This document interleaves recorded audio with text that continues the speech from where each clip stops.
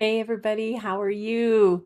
Good to see you. And I am here for a story and art time, a recorded one, because I am still on the road and this is the only way I can guarantee that I will have enough coverage and whatnot to get something out to you. When I have a chance and I'm in a spot that has coverage, I can record it, get it posted, and show it as a premiere. And I hope you enjoy this one because this is a book by Yuyi Morales. Um, and we have done several books by her, and her artwork is absolutely stunning in this. And I'm torn between whether telling you about all this artwork, how she did first, or her story. I think I'm going to start with her story, and then I'll tell you about how the artwork is, and then I'll do the book. So Yuri Morales, the book is set up a little. It has the story, and then at the end she has her story, and then she has some information about the artwork. I'm going to kind of work backwards. I'm going to read the part about her story for you. Then I'm going to tell you about the artwork that she did for this. And then um, I'll read the story. So, anyway, here is part that has her story. My story. All of us have stories. Each of them is different. This story began in 1994 when I crossed a bridge with my 2-month-old son, Kelly, from Ciudad Juarez, Mexico, to El Paso, Texas. And though I did not know it at the time, to a new life in a strange and unfamiliar place, the United States of America. Once there, I was surprised by the quietness of the streets, the houses neatly lined up along roads, and later by the cold winds of San Francisco Bay in summer. I had come so that my son could meet his great grandfather, Ernie, who was very ill and not expected to live much longer, and to marry Kelly's father, a U.S. citizen. I wanted to return to Mexico soon afterward, but was shocked to learn that because of U.S. immigration rules, my new status as a permanent resident, I was now expected to remain in the United States. I had become an immigrant, but could I possibly call this new place my home? Like most immigrants, I missed things that felt familiar: my family, the food, my friends, my job as a swimming coach, and my ability to communicate, to understand and be understood. In this new place where I did not speak the language, it was as if no one seemed to notice I existed, as if my words and actions didn't count. In those first days, I constantly wondered if I would ever find a place where I felt valued. Hmm. Then one day, Kelly's grandmother brought us to a building that would change our lives forever. We discovered the public library. Oh, yes. And it was spectacular. I had never been in a place where you could just take books from the shelves without asking and without being scolded for taking them. And there were picture books, something I had not encountered before. I could not believe how beautiful and sturdy they were, and then, when I opened them, I was amazed at the power of their illustrations. Even though I could understand very few of the words, I realized I could understand the story through those images, a realization that would come to inspire me later on. I began bringing Kelly there almost every day, and although at first it was difficult for a little baby to stay longer than a few minutes, eventually we were able to spend entire afternoons looking at picture books, often only leaving when we were told the library was closing. We were at home. During those years, as Kelly got older, librarians at the Western Addition branch, Richmond branch, Presidio branch, Mission branch, and the San Francisco Main Library on Larkin Street, among many others, guided Kelly and me to find books that we could love, though in an English that I struggled to understand. One day, when Kelly was not yet 2 years old, Nancy Jackson, the children's librarian at Western Addition branch, handed him his own library card. I was in awe. We could now take home a stroller brimming with books. One of the most important things I learned at the library is that through books we can find our path and our purpose. I also learned that I love to tell stories and that I could tell them through books. I studied the books I admired so much and became determined to make my own. My first efforts were very simple and very crude. Made by hand and bound with ribbons and filled with my own stories and drawings. I was so proud of these books. Kelly was not a dreamer in the way the words are used today to refer to young undocumented immigrants who were brought to the United States as children and who have lived and gone to school there and know no other country than this one as their own. Kelly and I were dreamers. Uh, Kelly and I were dreamers in the sense that all immigrants, regardless of our status, are dreamers. We enter a new country carried by hopes and dreams and carrying our own special gifts to build a better future. Dreamers and dreamers of the world, migrantes soñadores. Now I have told you my story. What's yours? Yuyi. Her illustrations. Now on this next page, she has the books that have inspired her, and we've read many of these authors. Donald Cruz, um, Peggy Rathman I saw on here. Uh, what Pete ate from A to Z Common, I think, and Aliki. Just wonderful people. I think she had Sendak in here, maybe not. But yes, Marjorie Charmont, um, Peter Sis, other people. Oh my gosh. So she just has a whole list of books that inspired her, which is really cool. But then over here, she has this part called How I Made This Book.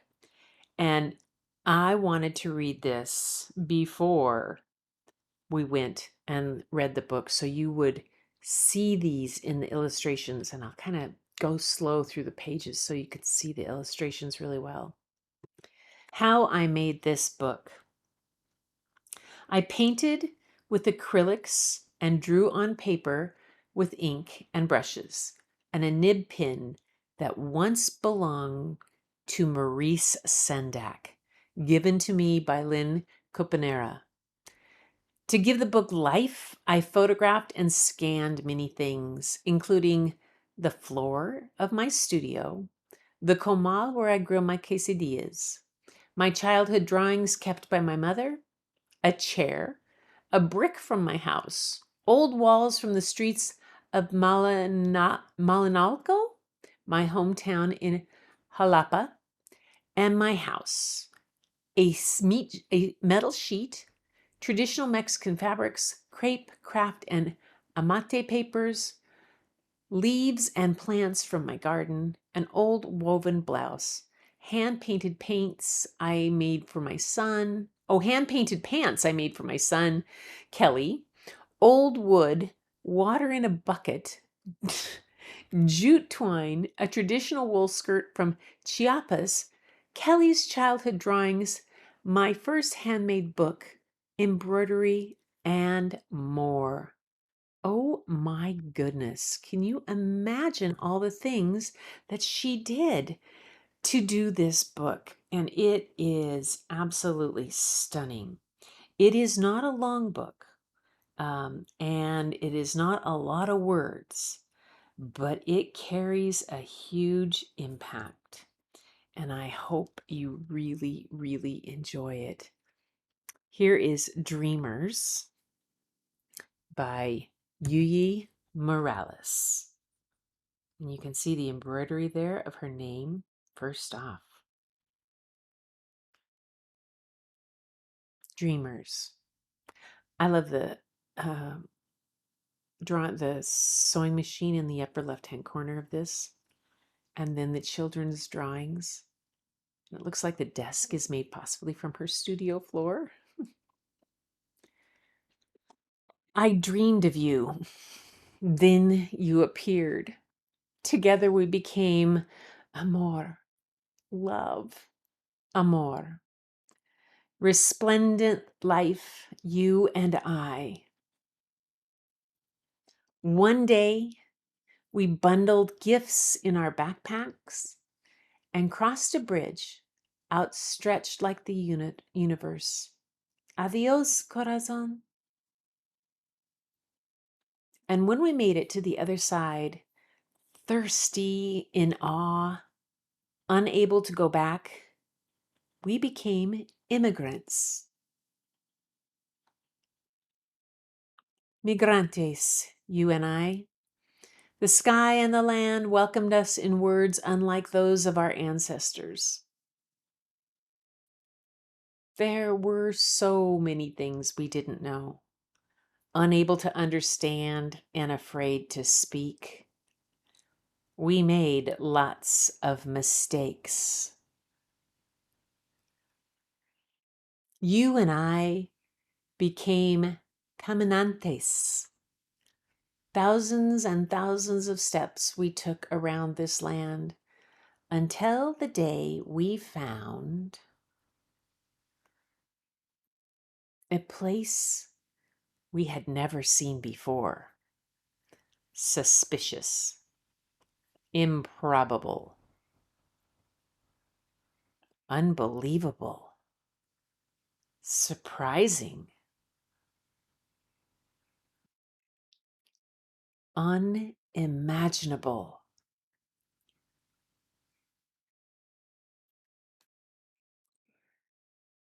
Where we didn't need to speak, we only needed to trust. And we did. Books became our language. Books became our home. Books became our lives. We learned to read, to speak, to write, and to make our voices heard. Someday, we will become something we haven't even yet imagined. But right now, we are stories. We are two languages. We are lucha. We are resilience. We are hope. We are dreamers, sonadores of the world. We are love, amor, love. Mm.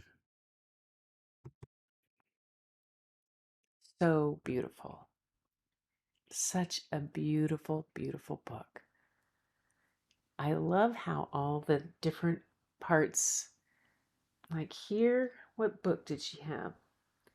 She has different books that have inspired her, and she's put them in when we were alone into the pictures, and you'll notice they have the library tag on the backs of the book, and the little stroller full of books, they all have the library marking on them, the label. Her skirt is so cool. Grandpa. Oh, there's Officer Buckle and Gloria right down here. That's Peggy Rathman's book. And it has a little sugar skull, which I have some news about Day of the Dead I'll share with you in another night. It's very exciting. But that's cool. And we did, look at these. Look at what she's done. The Upside Down book. I love her use of the mix of the books and the culture.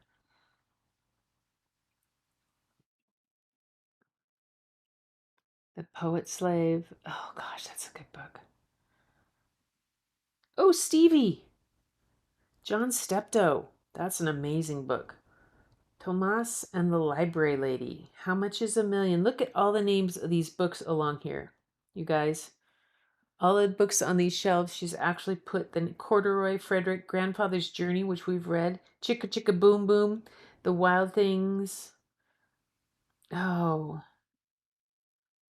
Magic Dog of the Volcanoes, Caps for Sale, The Composition, Sign on Rosie's Door, Too Many Tamales.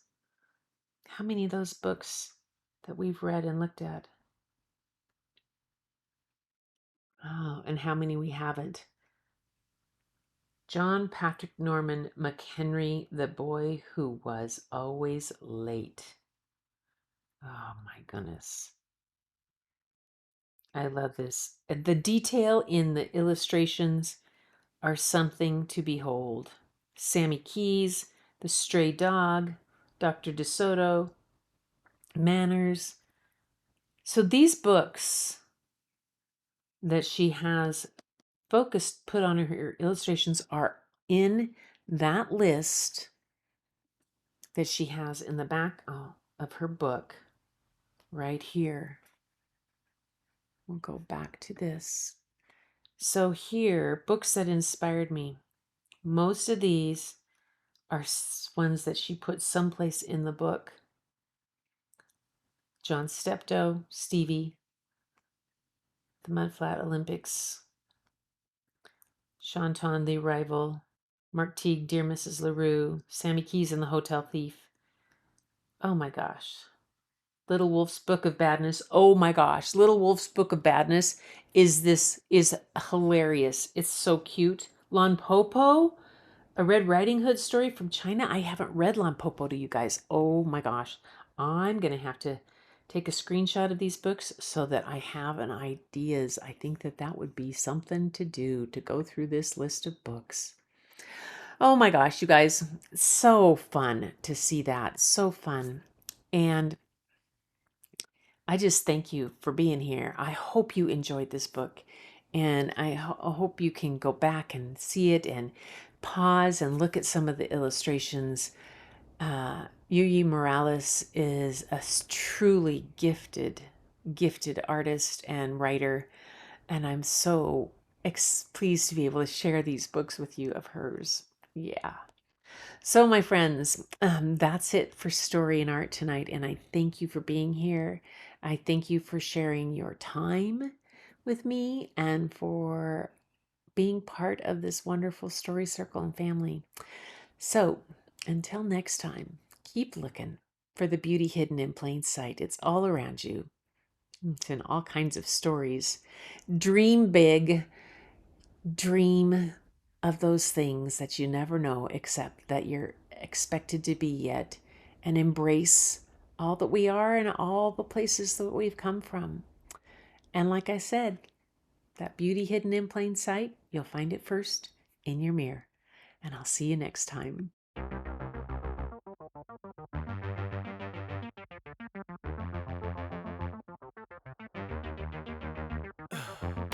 In the heat of the night, we could get lost in all the lights and sounds. Feeling alright, we won't go home, we will just stay here downtown. There's not just stars on the boulevard, they're in the light in your eyes. Oh, we don't need no black cards, I just need you by my side. We could be shameless.